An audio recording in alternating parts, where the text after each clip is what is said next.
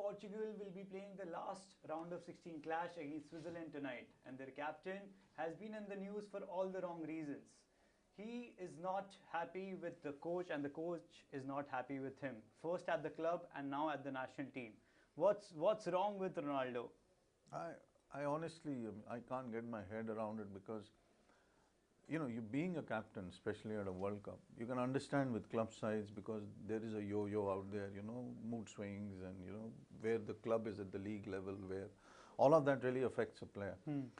But here, everything is going pretty smoothly for Portugal right now. You have attention, you have the media out there, all of them are decently praising Portugal as a team going forward. Bruno's playing well. You have a decent coach out there who understands the team, trying to keep them together, because honestly, he can go and say anything he wants about Ronaldo and what was happening, even in the previous games we have seen. But there is a flip side. I just wanted to explain that flip side was that I think he also takes away a lot of attention from the team, also giving the team that much of space to be able to breathe, to be able to understand, play a World Cup at a different level. I think all of that is also happening. What is ununderstandable about this whole thing is how can a captain, number one, rave and rant about being substituted, get into these moments where, no, I scored the goal and Bruno didn't score the goal, gesture and, because this is fodder for the media. They are going to sensationalize a lot of this stuff, which actually affects the team. So there you have to make a distinction. I think the team honestly has made a distinction that, let's leave Ronaldo to his tricks, to his raving and ranting.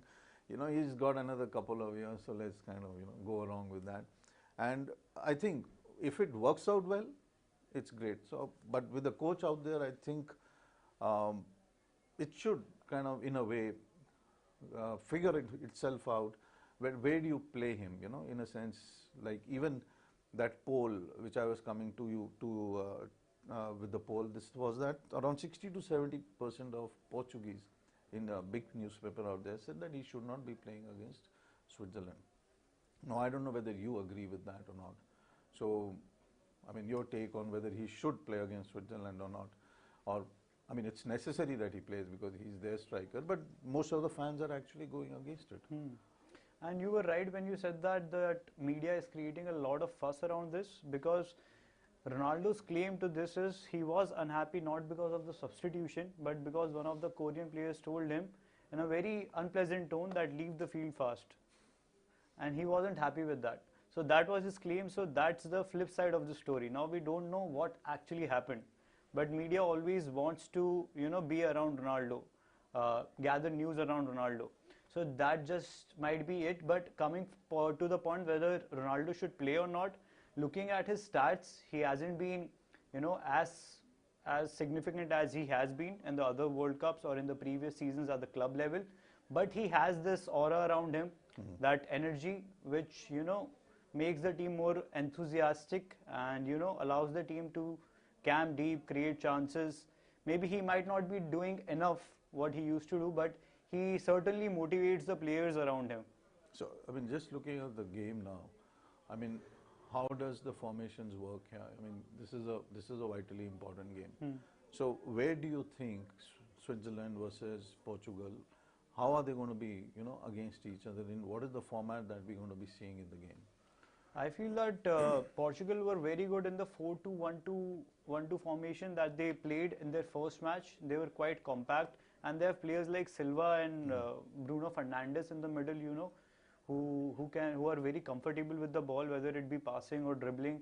They can deliver those final passes, handle the pressure in the middle of the field. So in that structure, we also saw Bruno Fernandes going forward and delivering those crucial passes to Felix and even Ronaldo.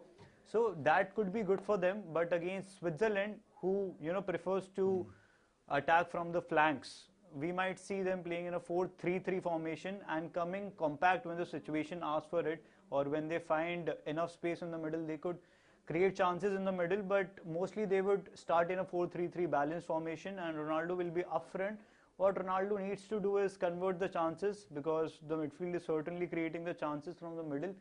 He just needs to get back into his groove, and Ronaldo thrives on this. Whenever he is down, whenever everyone is against him, he performs at that time, and this is the level, this is the stage. He hasn't scored in the knockout stages of the World Cup so far, so I would be expecting him to score a goal tonight and be in the headlines again.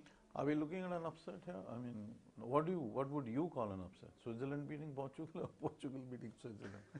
No, Switzerland beating Portugal would be an upset because Portugal has a lot of star players. Even the defense has Cancelo and Diaz. So you think Switzerland can win 1-0, 2-1, 2-0? I feel that 3? Portugal will be able to. What's the scoreline? I would predict a 2-1 here. Okay. In Portugal's favor. So are we looking at some similarities here? Let's say, I mean, Japan played excellently well yesterday, you know, but you could see the body language in the penalties. It just wasn't there. You knew they were terrified whether the ball's going to go in, not. It was very apparent on their faces.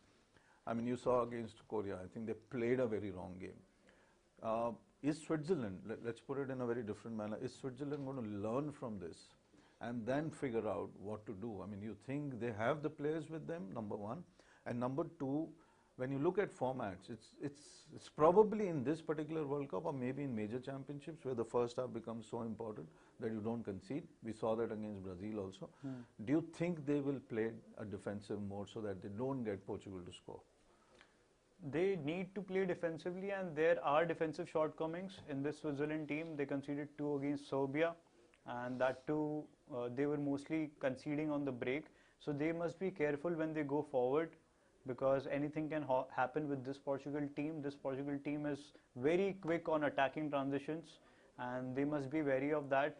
And they have, you know, certain players. They have Akanji in defense, who is playing under Pep Guardiola at City, so he can gather the defensive line well. But they must have a game plan. Shaqiri is there. Shaqiri has now scored in 3 consecutive World Cups, so we can understand the experience he carries along with him.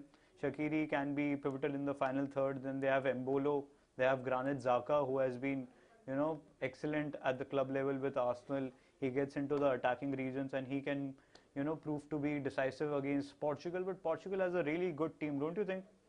Yeah, I mean, till now, whatever form and whatever formations they have been playing, it's been effective.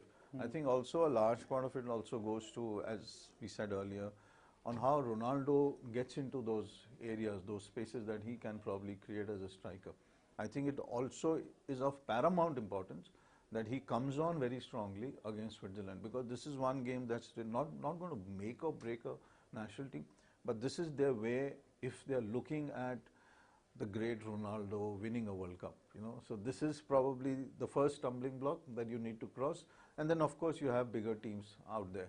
So in that sense, this is not only a curtain raiser, but this is also something like, you know, whether they can fit everything in here so that they can tackle the bigger opponents, provided they win today's game. So in that sense, I think Portugal surely has the edge, and all the numbers and whatever are pointing towards Portugal. But I think it again depends on how the